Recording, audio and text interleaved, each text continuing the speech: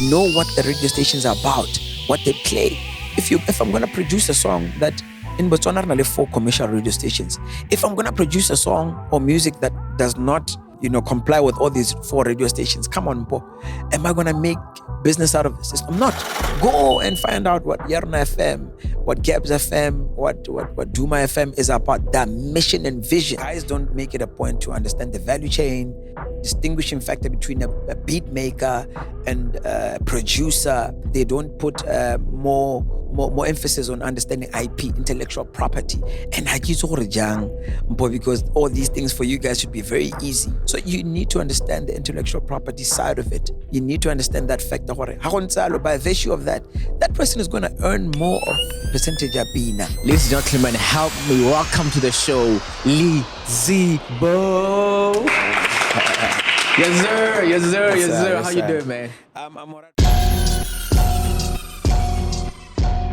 What's up, everybody? Welcome to Deep Dive Sessions. My name is Monetize. Thank you for stopping by. Today we have a special guest, an Afropop crooner, a multi-award-winning artist, a soulful opera singer, and an all-out entertainer. Ladies and gentlemen, we have Lizibo in the building. Buckle up as we're going to be going into the music of business and how to monetize your music. Hope you guys enjoy. It's Deep Dive.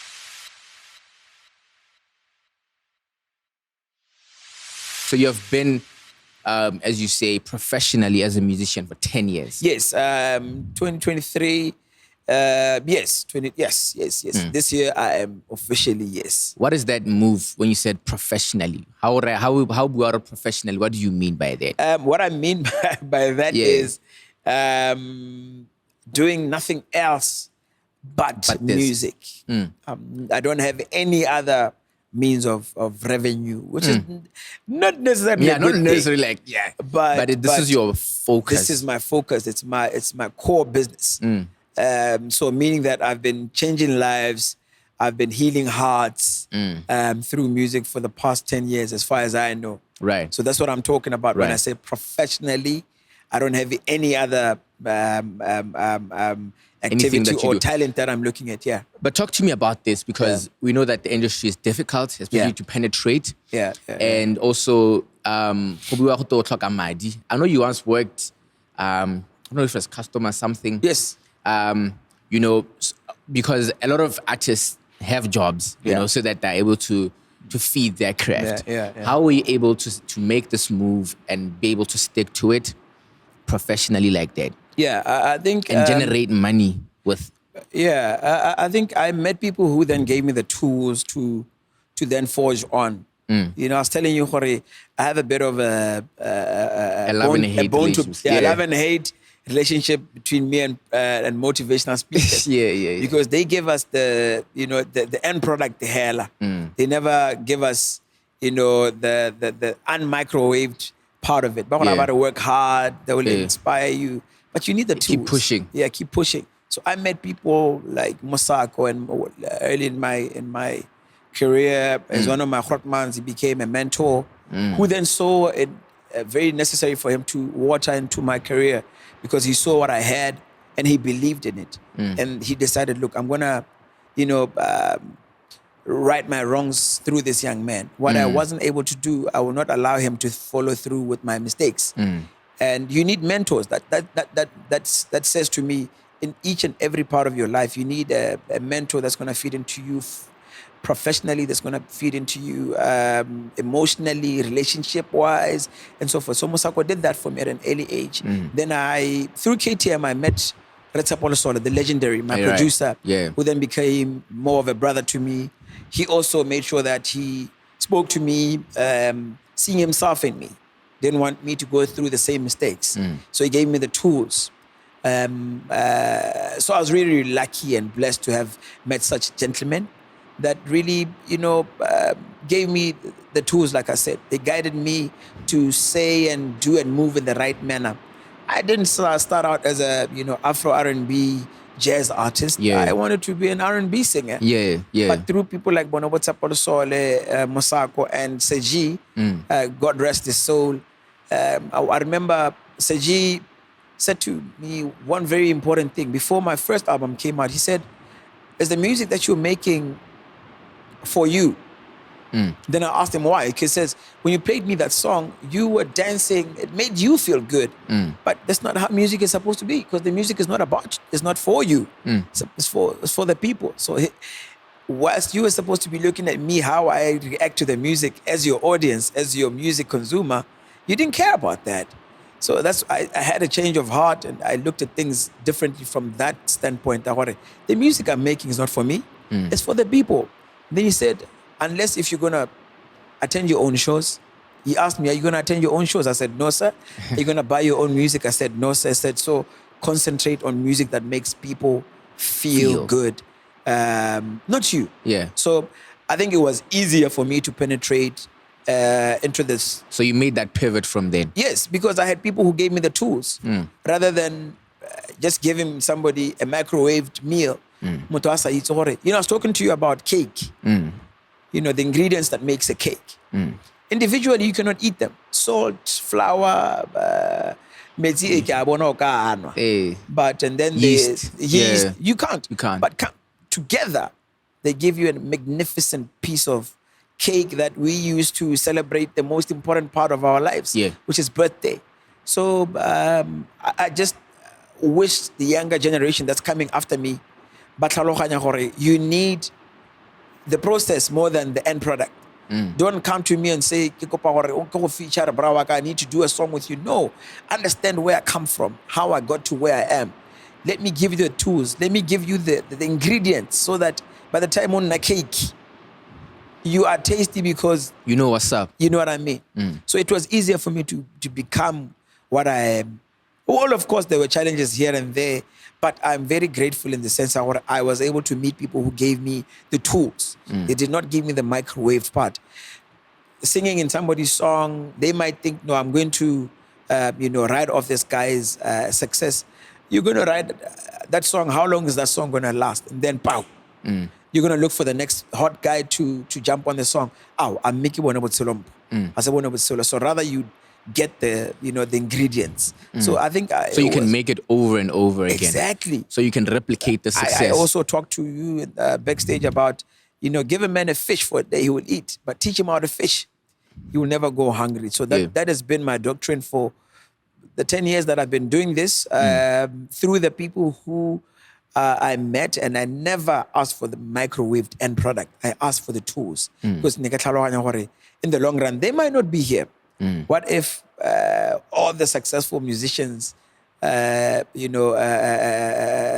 forbid, die? Today, what's going to all happen? the young and upcoming artists, they have the same thought process. I need to jump on ATI, I need to jump on V, I need to jump because the audience, because of the stardom, I'm going to jump on it. What if what's going to happen? And think about it. If you don't even need to die. They're not going to accept. Exactly. Like, they're just not going to accept. You know what I mean? Unless they understand that you understand. Yeah.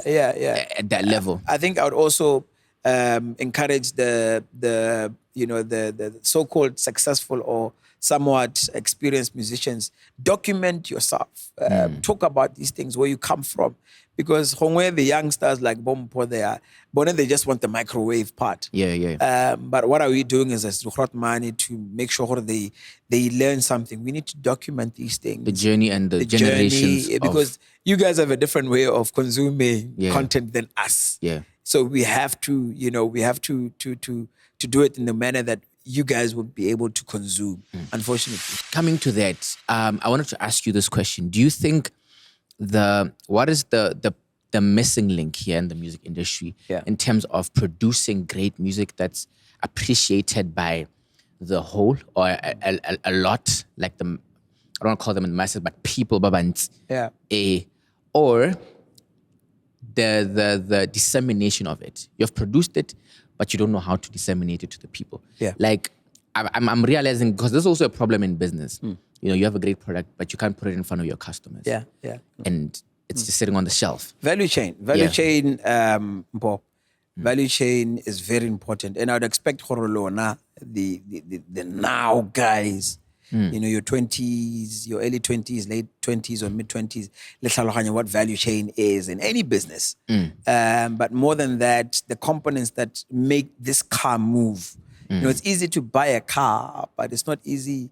I think you are a better driver when you know what the capacity of your engine is, why you use the type of tires you use, the kind of fuel that you've put in your car. I think you're a better driver because so I think what's missing is, and surprisingly so, because Lona, you have so much at your disposal. Yeah. Information is just a touch of your finger.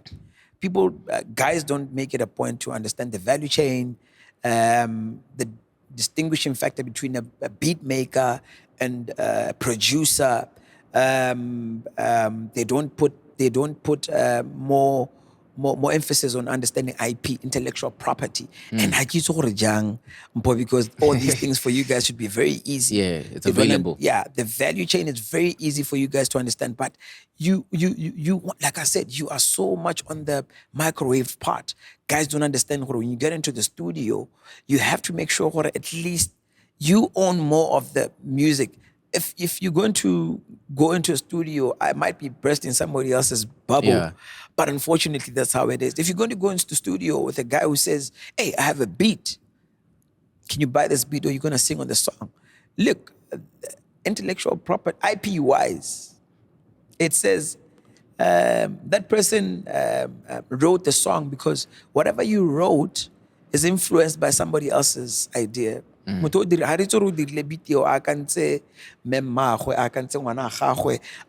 his hardships. So you need to understand the intellectual property side of it. You need to understand that factor. By virtue of that, that person is going to earn more of the percentage because who wrote the song? The creative. They influence the beat. So you're going to write something based on that person's influence on you. Other than when you get into the studio, I sing as a producer or as the beat maker, you make the beat based on what I'm talking about. I influenced you. So by virtue of that, I then own more rights to the song.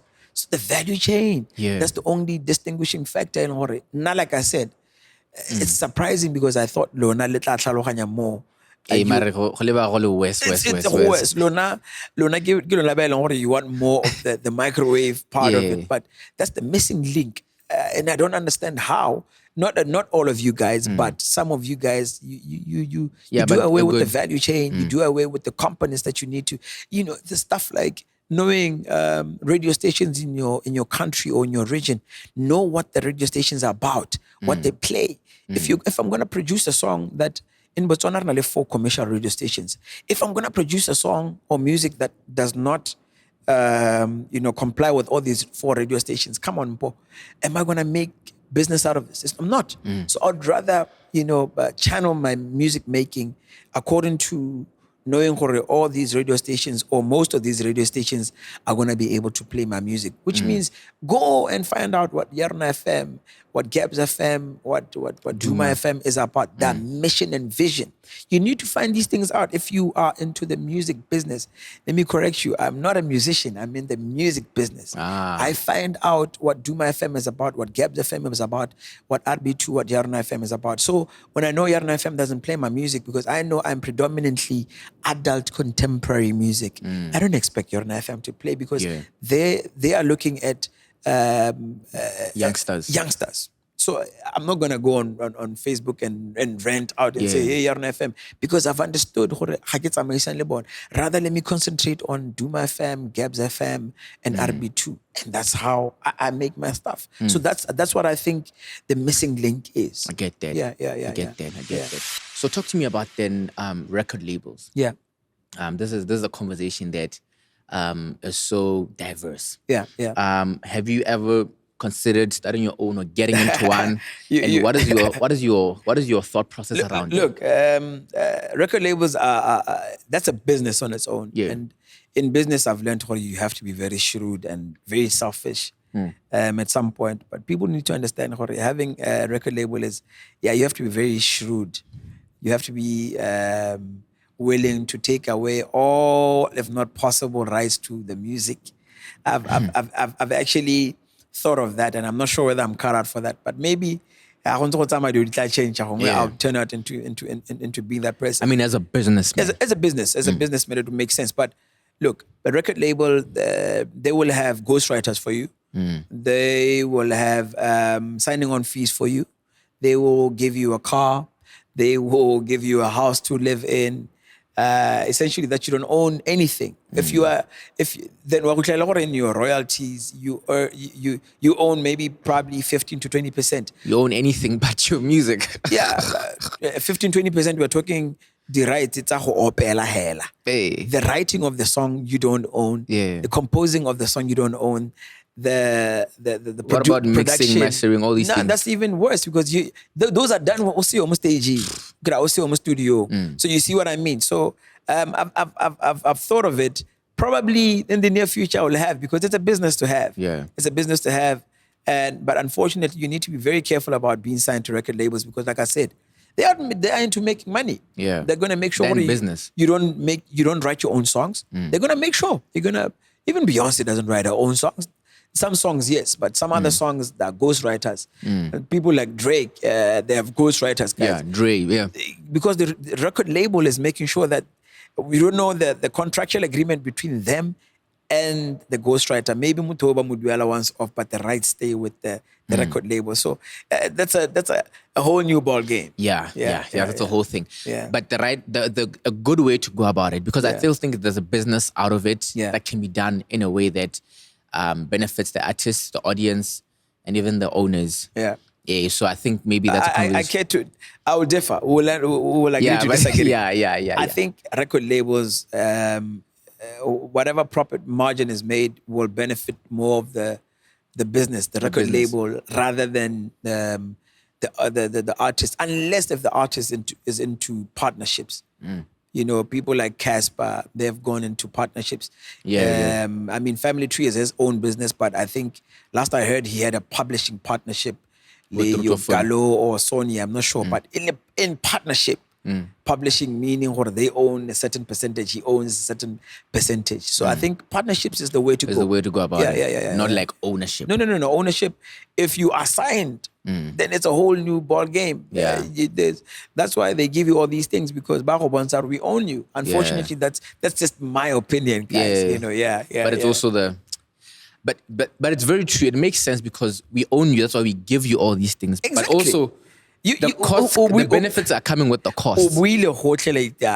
How am I going to give you? The benefits are coming with the There's cost. Nothing for I can't free, give you, There is definitely nothing for free. So I would say, look, the new generation work more on owning your stuff. Own your stuff. That's how it is. Own your masters. Lovely. But I want us to come here. Let's talk now about the business of music. Yes. So as a musician, yes. Actually, you said you corrected me earlier on. What did you say you are? I'm into the music business. You're into the music business. I'm a music entrepreneur. Yes, as a music entrepreneur. Whatever. I love that. Yeah. How do you make your money as a music entrepreneur? And if you'd be willing to maybe give us the percentages as to how you make your money. So, for example, if you painted a chart, a pie, 100%. X amount, X amount. So when you register to any royalty collecting society in Botswana, in South Africa we have SAMRO. So the registration form will ask you who the writer is, who the composer is, who the arranger is, right, who the producer is, who the publisher is. So according to me, you need not have many people do all these things. I gave an example by somebody who apparently I looked like him at some point. Casper Nyovest. Yeah. He owns probably 80, if not 90% of his craft from the publishing. Probably somebody. He has a partnership with the publishing company, which is a world renowned company. I think between Galo and Sony, I'm not sure. But Casper is a businessman. He's a businessman. Casper is a businessman. You know why he's a businessman? Because he owns most of the fields that I talked about. If you get into a studio and you do not know anything about arranging a song, then that is a percentage lost to whomever will be arranging the song. Because you're going to have to write that person's name. If you do not come up with the melody of the song, then that means what the composer, you're going to write somebody else's name. If you do not write your own lyrics, writer, you're going to write somebody else's name. So, goes back to the value chain I was talking about, Khantele. Right. That is essentially how you make your money. The second thing is probably knowing the cutthroat niche. You have to identify where the type of genre that has the basics. Some business. When we talk about demand and supply, Right. You cannot get into the music industry and just produce any kind of music that doesn't have demand. Is it because you like it? It's not practical. Then you're doing it as a hobby. You're going to forever be struggling or an upcoming artist because it doesn't make business sense. Yeah. Any business person will tell you whether successful or not successful, your business have to have an element of demand, because if there's no demand, what are you going to supply? What are you doing? Yeah, what are you doing? So if you're going to decide to sing Kasokoa for, and I'm not judging or attacking anybody. We know how the West, they're properly positioned and they're gatekeepers of so much in terms of music, your R&B, your jazz. So I get Lizibo, I'm going to want to sing R&B. Look, can I ever sing R&B more than R. Kelly? Can I ever sing better than your Ushers, your Beyoncé's? Trey Songz. There's no way. Trey Songz, there's no way. So I had to look at the business side of it. Where could there be a demand? I looked where I came from. Who else is doing Kalanga music in this country besides Rendingo Jowa? Nobody. And he's an older musician. Who does he cater to, or who listens more to his music? The older generation, his age. So I had to sit down and say, what about my age? What about Kalanga's? I had to make my business. I had to make sense of it and make sure that it was a solution to some type of a problem. Yeah, it spoke to that demographic. Yeah, demography, I think, or any business that is a problem solver becomes a successful business. So same with music. If your music is has a demand, brother, there's no way how you cannot be successful. I had to look at my biggest business comes from weddings. I had to lok at it this way. What is the music that's a lot of your music is love. Exactly. Songs. Yeah. Love songs. But I had to decide, look, I'm going to choose to mend hearts, because every single minute, probably, I don't know, there's no survey out there. Every minute or second, somebody out there has been heartbroken. Yeah. That's just the basics of it.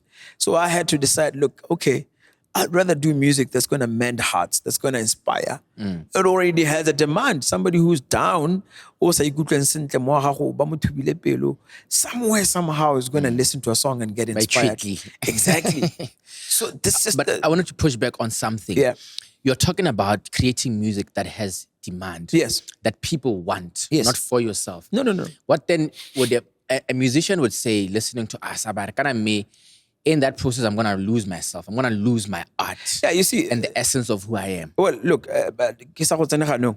these are two terms that are probably not out there. I have termed, what I'm going to say the way I've termed it, because I have a lot of young kids, older people, or people who have never done this at the scale that I've done, and say, look, I have a talent and I think I'm really good. People are going to love me. And then I always say to the person, look, I'm going to give you audience, but you must be ready for one or two things. I'm going to tell you whether I think your talent is domestic or commercial. That's just the plain truth. Some people are good enough to be singing Gwelapeng in the shower. That's domestic. That is a sad reality. It's a sad reality. That's domestic. That's what I term domestic talent. It's not consumable. The next person is not going to want to hear it, because your singing does not inspire them, doesn't do anything for them. Exactly. Mara, it's enough for bana ba ko ga lona gore ba bine ba bile gore ngwana ko ga rona wa bina. That's domestic. But if it's something that's going to be sellable, somebody who listens to your voice, who's been in the radio industry, who's heard voices or songs telling about the dirata because somebody's voice sounds. You know, I have this one of my biggest inspirations. Ubidua Fali Pupa, you must go search him. He's a rumba superstar. He used to be a dancer. Yaha Kofi Olimide. His name is Fali Pupa. Fali Pupa. I actually happened to share a birthday with him, 14th December, but he was born 1976. That's another conversation. Yeah. I was born 85. 9 years before. Yeah, so yeah. When you listen to his voice, you would say it's it It has a touches you. tear inside. Yes. When he sings, it's like he's crying. So that different shades, different techniques of singing. So you have to be ready. How you feel you have talent. Little people come to you. Can you listen to my child? Can you advise?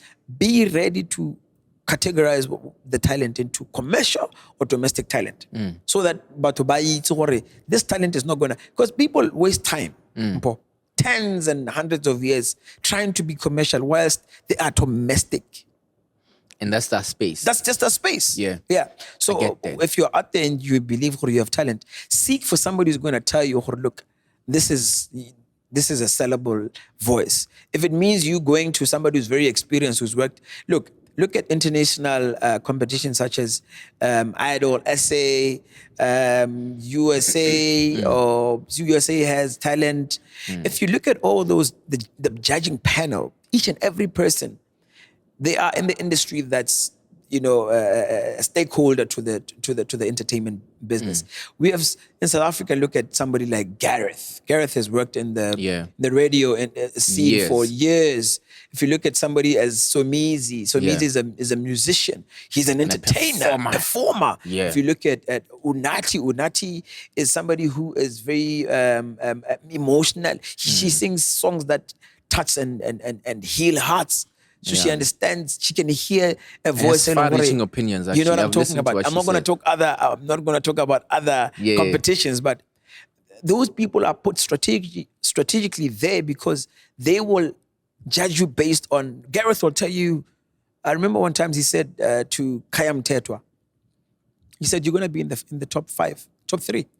Why? Because he could hear the experience in this young man's craft, the voice. This is the type of voice that will make people crazy in the radio because he has been in the radio scene before.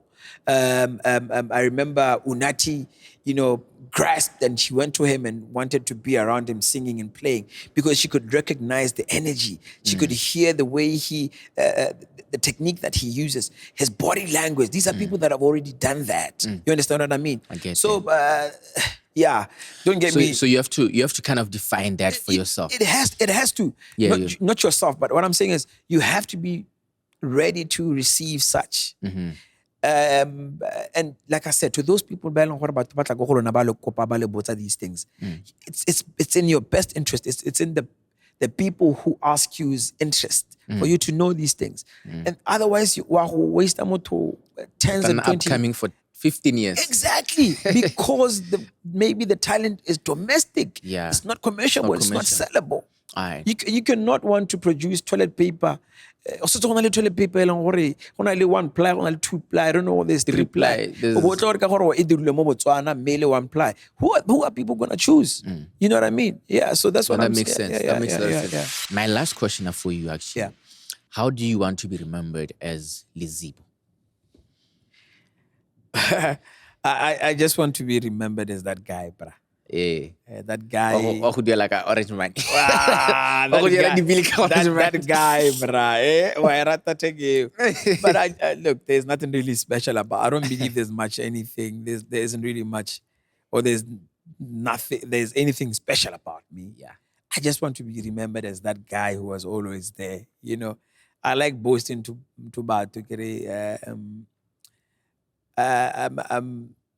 I'm a great friend. I believe I'm a great son. I'm a great citizen. Exhibit A, GJK was here. Yeah. GJK spent, before you came, I should tell you this, he spent 15 to 20 minutes. Yeah. Abua hela ka wena. Yeah. Abua gore lo kopane kae 2010 abua gore Lizibo Yeah. Lizibo is patient. Khona ra ba pele khona go gata pina bo dingwaga, Yeah, a sign, yeah. it's telling me all these things. And I'm like, yeah, no, this is not Lizibo external. This is Lizibo here. Yeah. Yeah, so I look, there's, like I said, I just want to be remembered as that guy. That guy Yeah. who was always there. You know, I've recently I'm trying to learn not to give too much of myself. Like I'm saying, there was a time where I felt a bit lost. But I just want to be remembered as that guy, brah. Just that guy who would well and the Billy boss. You know. My brother. Thank you, sir. Thank you so much, man. Thank you guys for watching this episode. We really hope you enjoyed it and learned something new. Deep Dive is dedicated to bringing you the most comprehensive and engaging information about business, personal finance, and personal development. Make sure to hit that subscribe button to stay updated with all our latest content. If you like this video, give it a like to show your support and help us reach a wider audience. And don't forget to share this video with your friends and your family who may be interested. Sharing helps us grow our community and connect with like-minded individuals. Leave a comment below and give us your biggest takeaway on this episode. If you're interested in being a part of our live studio audiences, make sure to register for the next show. Can't make it to the show? No problem. Check out our Patreon page to watch the full episode and get exclusive access to more great content. Thank you for watching, and I'll see you in the next episode of The Deep Dive.